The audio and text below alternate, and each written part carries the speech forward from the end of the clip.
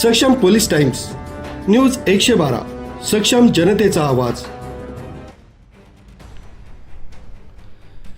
दिंडोरीत रस्त्यावर सुसाट वेगाने बुलेट पळवत सायलेन्सरमधून फटाक्यांचे मोठे आवाज काढणाऱ्या टवाळखोराला पोलिसांनी चांगलाच इंगा दाखवलाय।